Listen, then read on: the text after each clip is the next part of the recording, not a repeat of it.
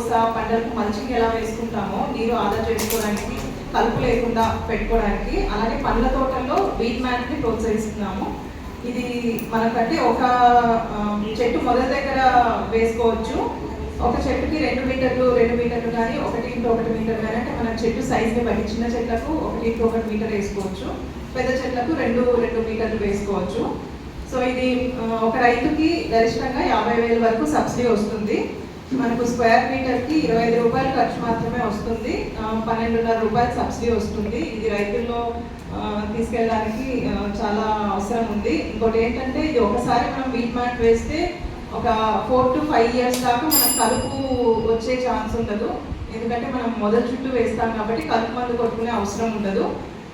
ఇంకొకటి ఏంటంటే మనం ఏదైతే మొక్కకు నీరు అందిస్తామో అది కూడా ఆదా అవుతుంది. అంటే నీరు ఆవిరైపోకుండా మొక్క మొదట్లోనే ఉంటుంది కాబట్టి నీటి వినియోగం తగ్గుతుంది. ఇదైతే నేను సభాముఖంగా ప్రజాప్రతినిధులను రైతులకు చేరవేయాలని కోరుతున్నాను. అలాగే మనకు ఫామ్ పాండ్స్ అండి, మనకు నీటి కుంటలు అంటాము. ఫామ్ పాండ్స్ 20x20 మీటర్ల సైజు మనకు ఉద్యాన శాఖలో 50% సబ్సిడీ కింద 90,000 వరకు సబ్సిడీ వస్తుంది.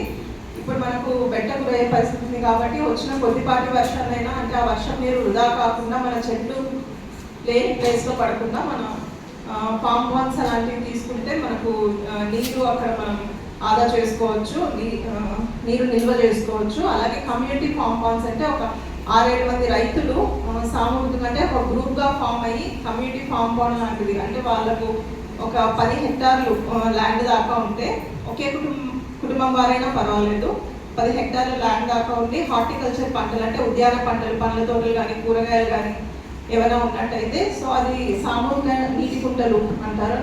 అది 100 మీటర్లు పొడవు వెడల్పు ఉంటుంది, 3 మీటర్లు లోతు ఉంటుంది. దీనికి గరిష్టంగా 18 లక్షల వరకు 75% సబ్సిడీ, 18 లక్షల వరకు సబ్సిడీ అందుతుంది. ఇది కొంచెం రైతుల్లో చేరవేయాలని ప్రజాప్రతినిధులను కోరుతున్నాను. అలాగే మనము ఇప్పుడు అంటే మనకు ఎన్నో పరిస్థితుల వల్ల వేసిన విత్తనం వచ్చినా కూడా అంటే నీళ్లు తక్కువయ్యి ఇబ్బంది పడుతున్నారు రైతులు. సో అలాంటి వారికి అంటే విత్తన ఖర్చుకు గాను ప్రభుత్వం ద్వారా హెక్టార్కి 3,000 రూపాయలు సబ్సిడీ అందించడం జరుగుతుంది. ఏదైనా కూరగాయ కానీ హైబ్రిడ్ కూరగాయల కోసం. అలాగే ఉల్లిలో కూడా మనం పంచగంగ రకం అలాంటివి వేసుకుంటాం, అంటే లోకల్ వెరైటీస్ కాకుండా హైబ్రిడ్ రకాలు వేసిన రైతులు హెక్టార్కి 3,000 రూపాయలు సబ్సిడీ వస్తుంది. ఇది కూడా కొంచెం రైతుల్లో మనకు చేరవేయాలని చెప్పి ప్రజాప్రతినిధులు కోరుతున్నాను.